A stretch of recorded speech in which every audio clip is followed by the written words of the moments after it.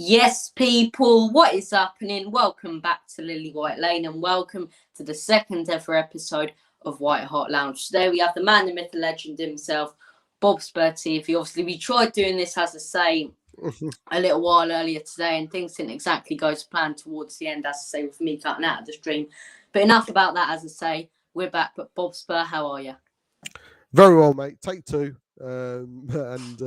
Yeah, I can't speak to you enough anyway, mate. So doing it twice is a pleasure. Is a pleasure. Look, it's an absolute pleasure having you on the channel, as I say. So, as I say, if you guys are watching, it's basically me talking to Bobspur, as I say, asking him all the questions, as I say, that I do have set up, talking about his channel, as I say, talking about, for example, just all things related to Spurs, in your honesty. And as I say, if you are watching, please do leave a comment, ask Bobspur or me a question, as I say. And if you're ready, probably we'll dive right into it. Let's go. All right, so the first question I do want to ask you is, how did you begin supporting Spurs? How did you start supporting Tottenham? My father supported Spurs, so it was always in and around there. Went to a few games in the 80s, and I won a competition in Shoot magazine, which allowed me to go to a training ground of my choice. I didn't have a choice. My father chose Spurs, because I did have to have I had to be supervised by an adult, and went to Spurs and saw Glenn Hoddle do stuff with a football that I'd never seen before and never seen since, and it was love at first sight. So and then like I say, 86, 87. Obviously we had the FA Cup final against Coventry, which we lost, and it became a passion. In 91, when I went to the semi-final, sat at Wembley behind a pole, doing that all game, and that really just intensified my love of Spurs. And that's the day I started bleeding blue and white. So 91 cup final, but I've been a Spurs supporter for nearly 40 years, mate. So yeah, I bet it would have been absolutely incredible, as I say, going to that historic game. It still gets talked about now, as I say. Whenever my old man mentions a game, it's that one, as I say. But look, would have been incredible going to that game as well. And look, what other games have you been to that you think, I've been to a couple of games myself, and one of them we lost 3-1 to City, the other one we drew 1-1 with West Ham, and the other one I think I can't remember the game I actually went to. It was at the new stadium. I think it was the one where I've literally completely forgotten the first game that I went to at the new stadium. Completely forgotten it. I can't believe I've gone and done that. It'll come back. Can't believe I've gone and done that. It will come back, as I say, and as soon as it does, I'm going to bring it up. But look, what other games do you think you've been to that you thoroughly enjoyed? The following season, when we won the 91, so 92 season, I went to the City Ground against Forest. We won that one 3-1. Gordon Jury scored. Gary Lineker scored. That's it. I've got to say it now. Sorry to interrupt you. It was the City 2-0 when Bergwijn scored that. Oh, yeah. On his debut. Yeah. That was brilliant. That Sorry, was brilliant. I had to mention that. Carry on. Yeah, no, that's cool. I've been to many games, mate. I went to 14 games after moving up to Derby, Nottingham area. I still managed to make 14 out of the 19 home games the first season. I've been to quite a few. I've been to quite a few games. Yeah, Everton away for some reason I've made about 4 times. First one I went to was when Ginola scored. Went through Ferdinand scored and Ginola scored to make it 1-2-0. I like Everton. It's like an old school stadium. And, the whole stadium moves when you jump up and down. And fortunately, touch wood, every time I've gone, we've won. So I went to the 6-2 when we beat them 6-2 as well, away from home. It was a good part that day when Harry Kane and Sonny were on a different level. So been to many games, but the away ground, for some reason, I'm nowhere near Everton, but the way it all works out, the calendar works out, I always seem to end up at Goodison Park, which is good. when first game of I've the season. always said that that Everton and Leeds are the two teams, in all honesty, that I think if I didn't support Spurs, and obviously, you know, I just want to say this before I saw Matty do it on the Tottenham away stream the other night. Just because I say that I've got a soft spot for another team, it don't mean that I support them. I'm all Spurs, but I've always had a soft spot for Everton and Leeds, and you know, they're two crowds I'd love to go to Goodison Park, as I say, and I'd love to go to Ellen Road. It's just proper old-fashioned, you know, it's just a proper ground that I really want to go to. And you know, people talk about, I want to go to the Etihad. You know, you can shove your Etihad. I don't want to go there. I want to go. You know, the proper ground, Old Trafford, Goodison. You know, the classical stadiums, I'd say. Yeah, my second team, not second team, my soft spot is Newcastle United. I'll be honest with you. Newcastle. Alan Shearer for me, best striker I've ever seen live, best player. I'd go as far. Well, then again, Henry's up there. I love the passion, and in a way, I can relate to them. Not as bad. I think Newcastle got it tons worse than what we have, but I can relate to the fact that, you know, they're struggling. They don't have an owner who they have an owner that don't appreciate or like, and is lacking ambition. Allegedly a Spurs supporter, but I just like the passion. I've never been to St James Park, but I'd love to go there. I've been to Newcastle a couple of times, and actually my drink got drugged while I was there. That's a whole different story. But yeah, Newcastle. I like Newcastle. I like their passion. I like what they stand for. I feel sorry for them. They're going through a dark stage at the moment, but they've always had quality players like Alan Shearer, brilliant. Les Ferdinand, Ginola. Their kit's always been nice and all. Yeah. So I've got a soft spot for Newcastle. I really hope they have win a cup or have a really successful season. So for me, my soft spot is Newcastle United. Always has been. I say always has been. Certainly since the Kevin Keegan era or Bobby Robson era. Yeah. Yeah, I mean, Newcastle's another stadium I'd love to go to, and the way they, you know, the way they've done it in Everton, you've got the two stands that are a little small, and then you've got the two massive stands, and when you see them high, man, so high, absolutely brilliant. But definitely that's a stadium I'd like to go to. And speaking of soft spots for other teams, as I say, I've spoken to people in the past who have, you know, a soft spot or even support a team from overseas or a team in another league. Do you have another team apart from Spurs that you sort of support or even just, you know, quite like overseas? No, not really, mate. A soft spot, I'd have to say Real Madrid. You know, they've always had class players. They, for me, are the team that I look out for. I prefer them over Barcelona. Real Madrid, maybe it's the white shirt.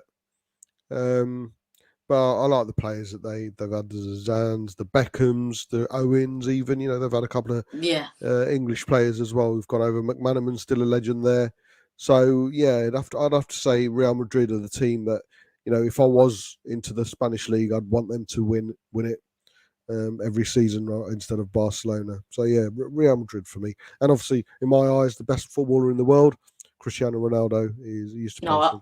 I agree with you there. Now, you know, I love Messi and all, and you see what he's doing. But for me, the way Ronaldo, you know, it's just his entire game and the age he's going to get to. And people have always said, I think Messi will retire in 1 or 2 years. And I think Ronaldo will go on for another 4 or 5 because he's just...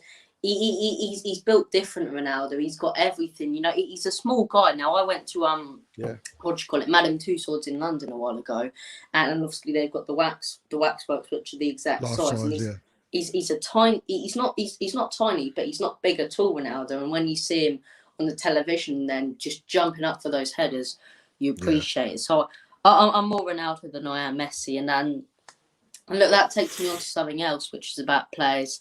Who's your favourite Spurs player of all time? And I'm going to add this one in, as I say, who's your favourite Spurs manager of all time? For me, the best player is going to be an easy answer, and anyone who watches me and the Spurs YouTube family will know it's Gaza, 100%. Gaza for me, especially during the 90s, early 90s, late 80s, even for Newcastle, but in a Spurs shirt, he literally single-handedly or double-leggedly took us to the FA Cup final. We're not talking about the final itself because he messed up, but Gaza for me easily the best player. I mean, Glenn Hoddle, I was fortunate enough to watch Glenn Hoddle a couple of times as well, but it'd be unfair of me to put him just over a couple of games. I saw Gaza continuously. I think I only missed about 10 games Gaza ever played in. So for me, yeah, Gaza, hands down. With regards to favourite manager, I'm only going to go by managers who have been there while I've supported them. Keith Birkinshaw for me during that in '84 winning the UEFA Cup is great, but could I really stand there and say, I'll sit here and say, I thought he was the best because I wasn't hardcore into a manager's performance back then. So it'd have to be Poch for me. All time, obviously, we're looking at Bill Nick, who won the double, but we're talking about me personally, who I've seen. Terry Venables is up there. I'll give him a shout. He won the 91 Cup final, and he did bring a certain way of playing, and he did that with England as well. But for me, Poch is the best I've seen of late, and certainly unfairly never backed by the club. He could have won. He could have won loads more with us if the club had backed him correctly. I'd agree with you on Pochettino. I think I would have had, a massive soft spot and would love managers like Martin Jol and people like that if I would have been able to see them, or Harry Redknapp. But as I say, judging on my time watching Tottenham, I'd have to go with Pochettino. And like you say, there, Gazza, he's one of those players that it's not just Spurs fans who love him. Pretty much, most English people love Gazza because of what he did for England in general. Euro '96 and all of that, and Italian '90, and it's just. He's one of those players that his story and everything is absolutely brilliant. I was watching his documentary the other day, Gascon, and I'm watching it and it's brilliant talking through, and it's mad to think that he'd go on the pitch and put in a brilliant performance when before that he'd been drinking properly, and then he'd go out there and he'd put in an incredible performance. But look, I agree with you there on Gaza. Yeah. And that'll take me on to the next question I do have for you, Bobby, and that's how did you start BobspurTV? How did you start up the channel? I was, as people might know, I had open heart surgery just over a year ago. Then caught pneumonia while I was in hospital, so I was literally on my deathbed. And Ben and Sim, We Are Tottenham TV, not that they came round to visit me on YouTube. They kept me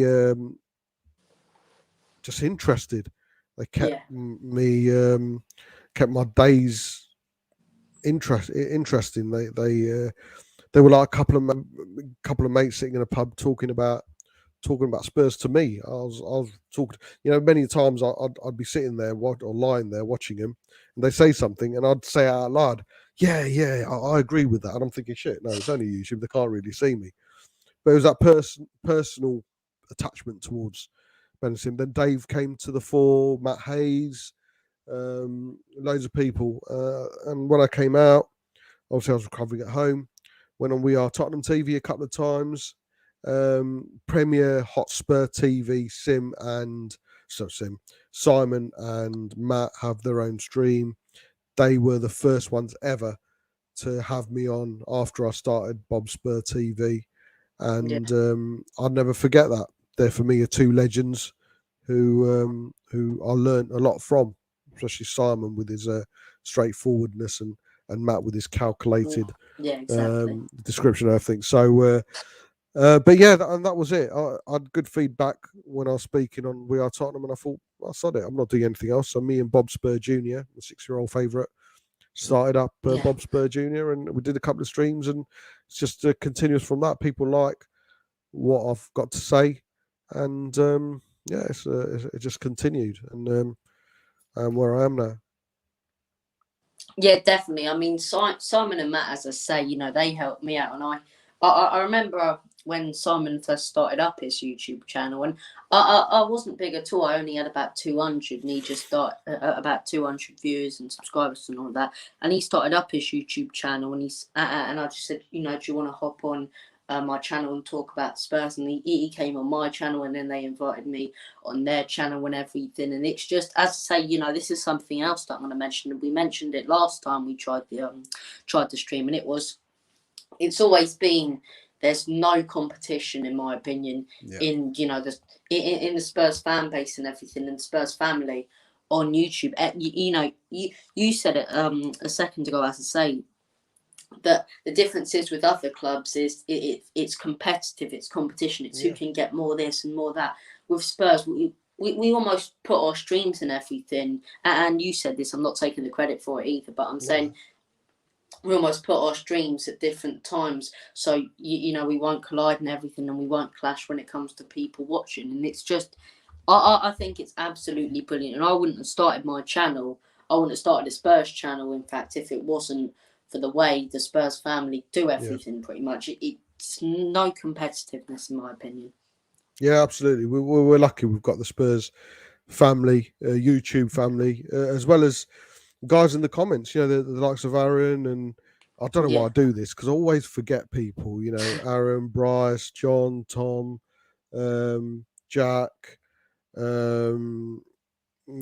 Ellie, Cody comes.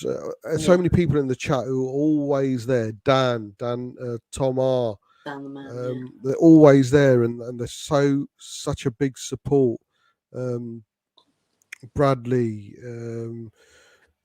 Simon, John, just amazing. Kirst, and it's great as a family. I mean, I was there, and the big guns, the Daves and the Matts helped me out so much. Yourself, Sim and Ben, always there for advice, and I like to think I've helped out a few of the newer guys in the family. The likes of Mari. I mean, I'll always give you credit, Bob, because when you first started off your channel and everything, you helped me out a lot. When I couldn't do a video or something, or where I had to do something, you were happy to do the debriefs and everything, which really did help me out and everything when you were doing those last season, as I say. And I wanted to get you on the channel straight away, straight off the start, as I say, because I think the amount that you've helped me out and everything in the past is absolutely brilliant, and I can't thank you enough for it. No. It's only fair, mate. The way I see it. Like I say, with Colin, Mari, all these new guys, Kirst coming into the family now, they all need a bit of support. They all do, because it's all new. Yeah. And I got that support when I first joined. So why not be in a position in a privileged position to share your knowledge and your experience with the new guys? If anyone wants an intro done or a thumbnail done, I'll do it. I'll do it, no problem whatsoever. And I've done it for a couple of guys, and it's all them. When they do a show, you can help them up until then, but whatever happens once they start recording, it's all them. And I keep on saying to the guys, Kirst and Murray, the stream, people turn in to watch what you've done, not because of someone else has helped you to see how you're doing. No, they've turned in to watch a Kirst, a Mari, a Kieran, a Colin. They tend to watch them, and they need to take full credit as an experience. As I consider myself, I've not even done it a year, but someone who's done it for a bit and been in a privileged position where I've got X amount of subscribers. If I can share that with anyone, man, life's too short. Yeah, exactly. And love expands the heart, and everyone knows how much I need a bigger heart. I mean, look, as I say, you're absolutely spot on there, Bob. And look, that'll move me on to something else, as I say, which is actually isn't football related. It's me asking you, what are your interests away from football? As I say, what do you have any hobbies away from Spurs? What do you do in your spare time? I love my kids, all four of them. Obviously, the 6-year-old being my favourite, Bobspur Junior. So if I had the choice to spend one day with one of them, it'd be Bobspur. They all know there's nothing new. They're not going to watch this in horror. They all know that he's my favourite. He knows, and the rest of them know. I'm a bit of a film geek. I say a bit of film. I am a film geek. I absolutely love movies, big budget movies, the small independent movies. Yeah. If they're good, I'll watch it. And I'm an unearthed Michelin star chef. I love cooking. Do the best lamb curry in the world. And I'm not saying that just to be big-headed. Curry. Yeah. No, I'm not just saying that to be big-headed.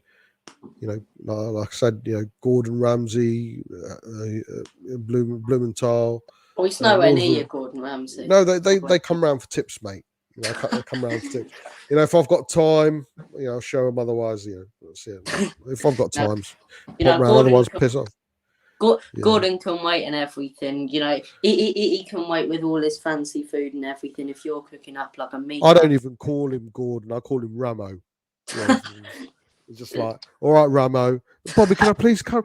All right, can I please come round to sit? No, I'm a bit busy, mate. You know, I'm washing my hair, so I'll ring you. I'll ring you when I've got time. But Bobby, please, no, Ramo. No, you do your shitty little shows on TV. I'll let you know when I'm ready, and then I'll allow you 5 minutes to come round and have a look. And I'll tell you what, I'll only charge you 50 quid an hour. Oh, brilliant. Does maiden. It's like a little stalker. Oh, it's brilliant, right. Right. Something else I do need to ask you and all. After that as well, you know, you said your interest away from football, as I say, obviously you said your family always comes first. You said films and everything. And look, before I even ask you this, right, the question is, what's your favourite video you've done? And I said this last time, and I always say it to you. When I first watched, right, you're in the best ever show. I sat there, I almost went and got some popcorn, and I sat back, and I thought I was tuning into I thought I was about to tune into a brand new blockbuster 5-star, absolutely wicked film at the audience, and you see all, you know, the frames and everything with all the old Spurs legends and Bill Nicholson and just all the 60s, and it's like, oh, bloody brilliant that was. But look, what was your favourite video you have done? I'd have to say the cup final when Bin and Sim and Ben put up a marquee and got all the Spurs YouTubers to come round. I see him in flesh. Is anyone arm on? No, curse. No, yeah, maybe. But yeah, just to see Shy, Stel, Flav, Josh, Dave, Matt, Ben, Sim, Frank, so many people there in live. There's so many other people I saw there as well. Simon was there. Simon's brother was there. Yeah. It was great to meet everyone in person. So for me personally, that was great. Yeah, the result was shit. The performance was shit. But you know, being around so many YouTubers in person was absolutely fantastic. You imagine if we would have won that cup final or no? Oh mate, it would have been brilliant. It would have been. Darius and Sam were there as well. Absolutely brilliant. And I look forward to a day when we could do that again, because that'd be absolutely brilliant. Absolutely brilliant. Get all the YouTubers together. Yeah, it was brilliant watching it and all that. As saying, look, final question I do have for you, Bob. What are your future ambitions on YouTube or away from YouTube, just in general, if you have any?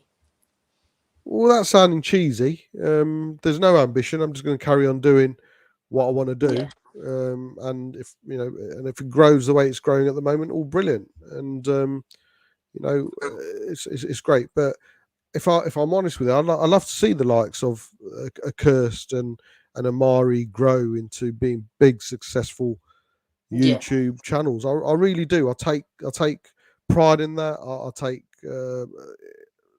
I just, it's like the family growing, and yourself.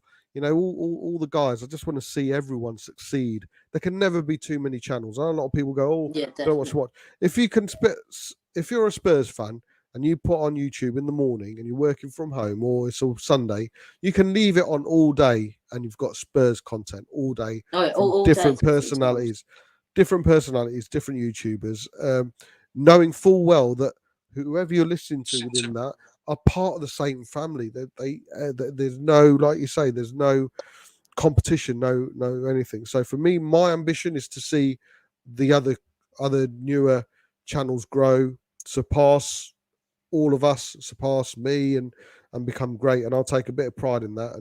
And if things were to end in October when I go in for my next operation, that'll be something that I can say, oh, I did that, and with my own family and I just hope Spurs aren't going to win anything. But yeah, there's certain things I can take pride in, and that's one of them. Yeah, definitely. And look, before we do end off, I do need to bring up something, as I said. I brought it up, a while ago, as I said earlier today. Your tweet that you put out, I read it and I thought, absolutely spot on. Your tweet you put out about Sean Dyche potentially being a better manager than Pep Guardiola, as I say. And I read that and I thought, absolutely spot on. Absolutely spot on. Yeah. Pep Guardiola wouldn't last 5 months at Burnley. Why? Because he wouldn't be able to buy his little expensive toys to make him into a team. He's a fraud. Pep Guardiola is overrated, overhyped. The team is an empty shell with money surrounded by it. They don't win anything, they buy. And to suggest Pep in the same breath as a Fergie built teams. There's no way a Darren Fletcher, a Wes Brown, a John O'Shea, even a Gary Neville or a Phil Neville would get into a Pep Guardiola side. No chance, because he'd just go out and spend 100 million on two fullbacks like he did. Yeah. No, he's overrated. The Man City fans are delusional and in denial. The club as a whole are a shit club who think they can bully clubs into selling. I hate Man City right now more than I hate Arsenal. I hate Man City than I hate Arsenal right now. What they stand for, how they act, the self entitlement attitude. Absolutely hate them. And Harry Kane should not go there.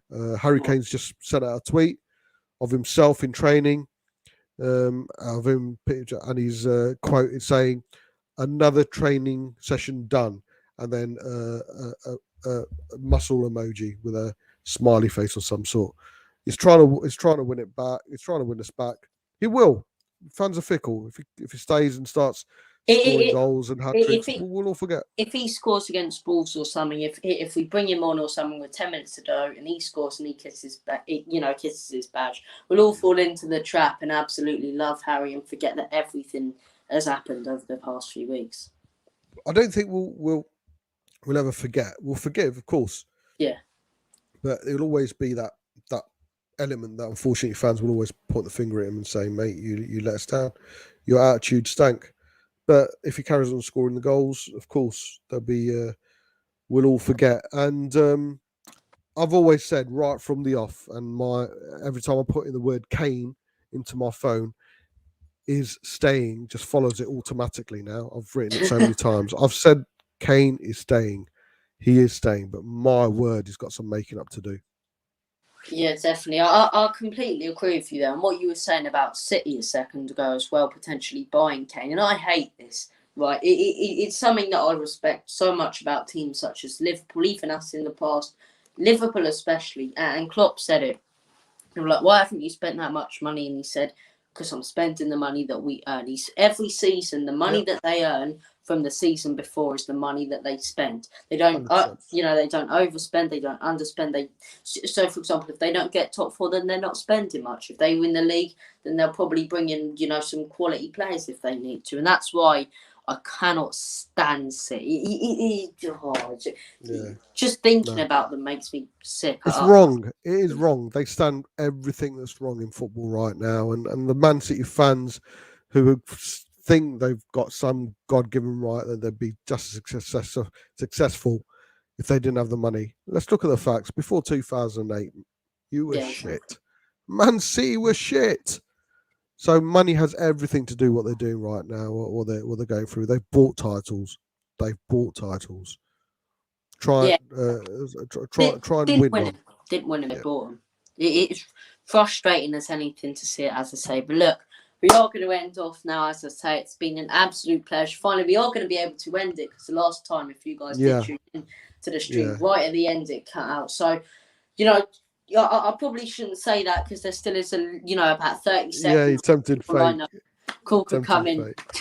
But look, thank you all for watching. As I say, whenever you're tuning in, whether you tuned in live, whether you tune in later after the stream, whenever you're tuning in, whether you're tuning in 2025 or 2030, thank you all so much for watching the stream. It's been an absolute pleasure having Bob Spur on, as I say. Pleasure's all mine, mate. Pleasure's and all mine.